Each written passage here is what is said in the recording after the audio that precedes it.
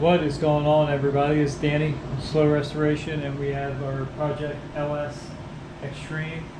We have the cab in the paint garage, and we're getting it prepped here. We have some tape on the rockers. We're going to get this thing all wiped down. We already pressure washed it. We're going to get this all wiped down, and we're actually going to spray the underside with this truck bed coating. So do-it-yourself truck bed coating. This doesn't have to be extremely durable, it's just more for protecting it and sound deadening. So we're going to do the whole underside of the cab. We're going to do inside the cab here, the bottom of the roof, the back panel, the floors on the inside also, and the side panel there. It's more for sound deadening, especially in here. These things can be very tinny sounding. So we're gonna spray this on here and see how much a difference it makes. So let's finish prepping this thing out and get this stuff sprayed.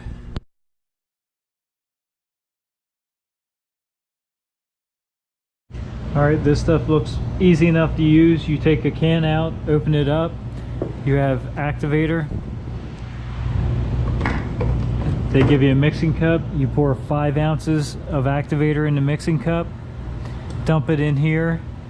You're going to shake this up for 1 to 2 minutes, and then you're going to open it back up and pour 5 more ounces of that in and shake for another 1 to 2 minutes. They even give you a gun in the kit. You screw this gun onto the can and you start spraying at 30 to 35 psi, which we already have adjusted. So we'll get this mixed up, shaken up, and start spraying.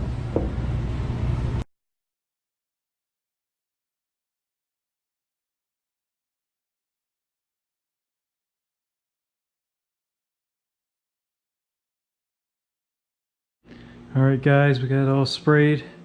Looks good, nice uniform. It's got a textured finish to it, of course, because it is a bed coating. But just gives it a nice clean uniform look. Once this stuff dries, it should be very durable, protect from like all the salt and road grime, road spray, stuff like that, and it just should look really good for years, and definitely protect from rust. So we got this whole underside done, and like I said, we weren't looking for coverage, we were just kind of looking for sound deadening. So we did spray the roof, the back panel, the side panel, and again the floor on the inside. Again, not every square inch is covered, and we weren't really looking for that. You'll never see it once the carpet's in, and but it turned out good. I'm happy with it. We'll let this stuff set up really good. Probably give it a good day.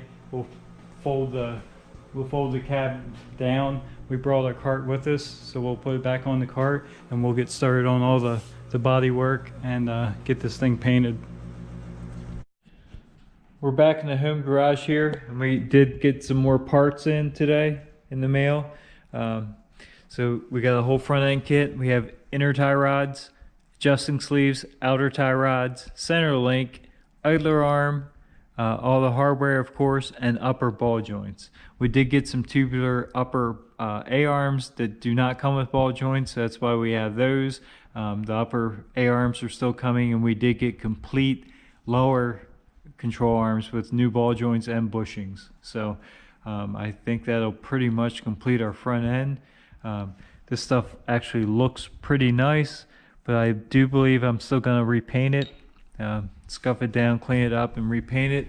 I did paint these clips, it holds the bumper on, and I believe that's probably the color I'm going to go with for the suspension parts here, steering parts. This is actually a stainless steel paint.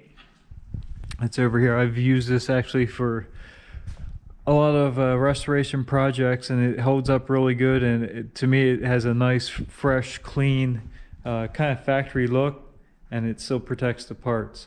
So it's stainless steel paint, it has stainless steel pigment in it, and it works really good, especially for something out of a spray can. So anyway, I think that's probably going to do it for today. We have these parts to get cleaned up and installed on the frame.